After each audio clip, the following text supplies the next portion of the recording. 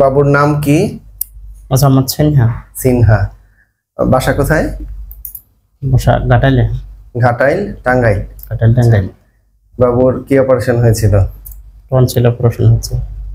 Tonsil এবং adenoid. আচ্ছা, সিনহা তুমি কেমন আছো? খুব ভালো আছি। কেমন আছো তুমি? খুব ভালো আছি। বলো বলো। আচ্ছা, সিনহা দুপুরে কি খেয়েছে? বলো। খুব ভাত খেয়েছি। খাও খাও। আচ্ছা, কোনো সমস্যা কি হয়েছে এই 7 দিনে? না, আল্লাহর রহমত ভালোই।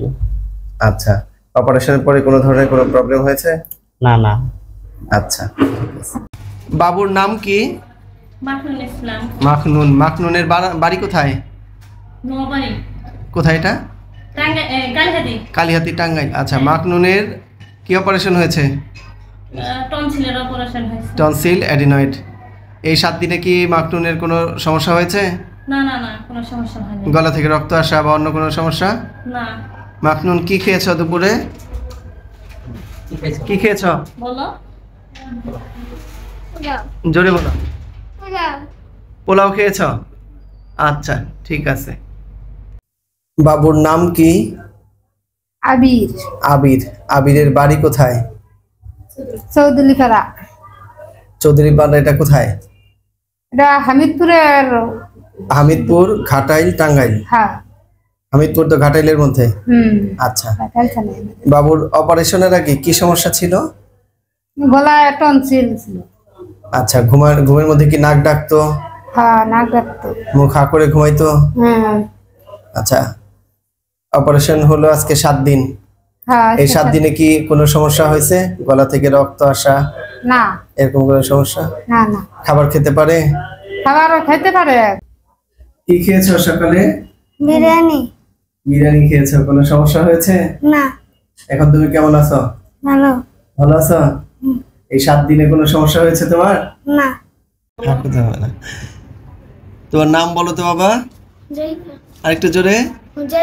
হুজাইফা। তোমার এই 7 দিনে তোমার গলা থেকে কি কোনো রক্ত আসছে? খাবার খেতে পারো? খাবার খেতে পারো? দুপুরে কি খেয়েছো? ভাত খেয়েছো? আচ্ছা, 7 দিন আগে হুজাইফার টনসিল এবং অ্যাডিনয়েড অপারেশন হয়েছে। কোনো কষ্ট হয়েছে এই 7 দিনে? ভালো আছো তুমি এখন? আচ্ছা, বলো আলহামদুলিল্লাহ। আচ্ছা, আপনার নাম কি? আব্দুল আলিম। আব্দুল আলিম। জি।